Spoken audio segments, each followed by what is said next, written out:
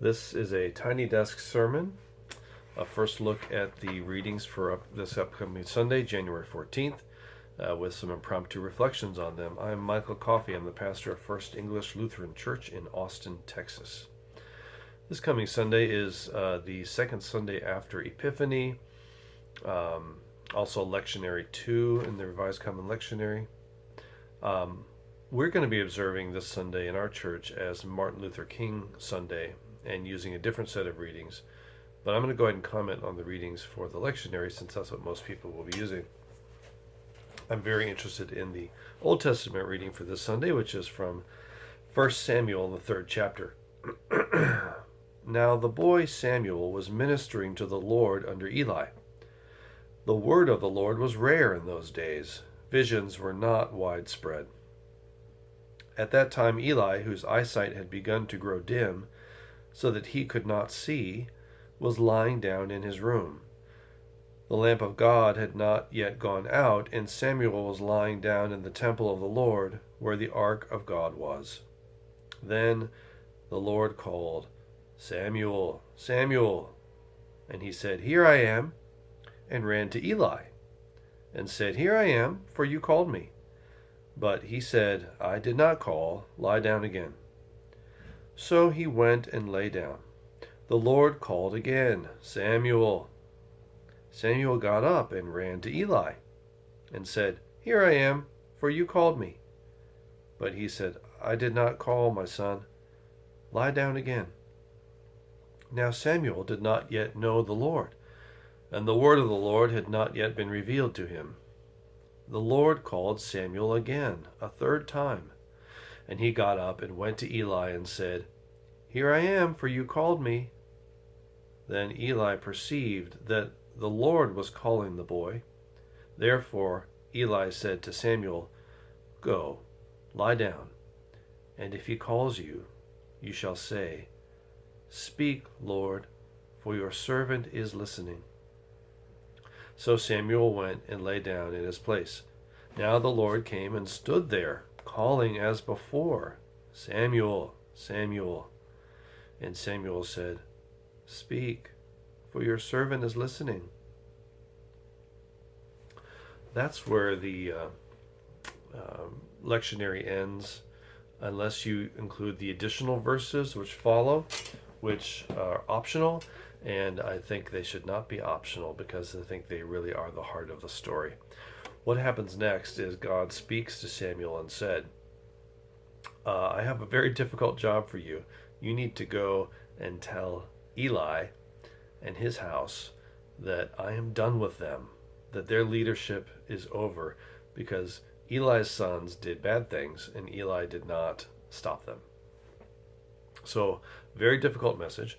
And then Samuel doesn't want to deliver it, but Eli senses that there's something going on. And he tells Eli, and Eli says, "Okay, it's going to have to be the way the Lord says." This is a fascinating text on so many levels. There's the whole idea of being called and not knowing that it's God calling you, that it's a voice you hear and you think it's someone else.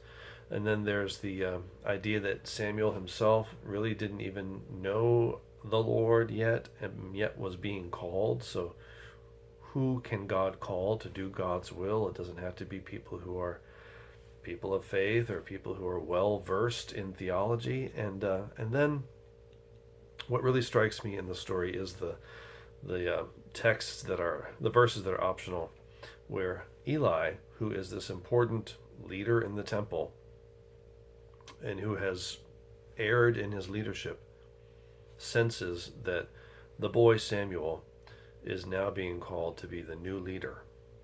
And Eli has to do something important. He has to accept that his time of leadership is over, and even that he is being judged for his failures.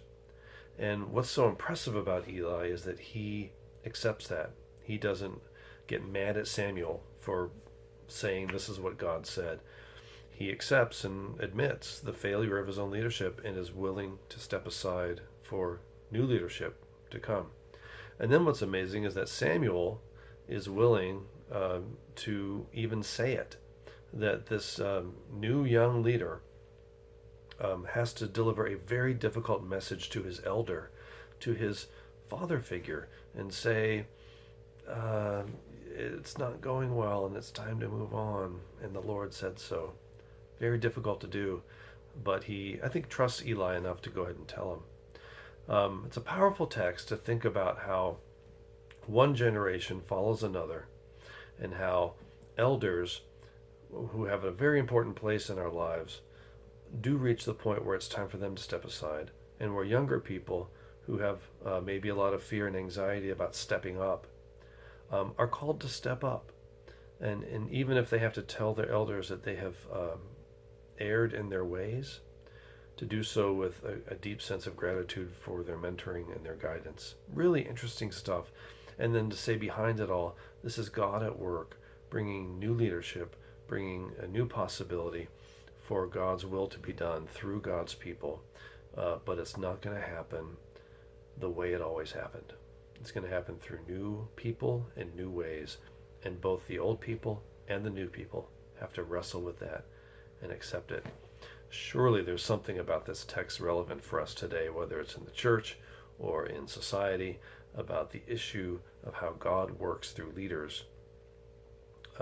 And it asks at the right point for some leaders to move on and step aside, and new leaders to arise, and how difficult it is for both to work that through. And of course, we do that only by God's grace and through humility and through accepting that it isn't our success or failure in leadership.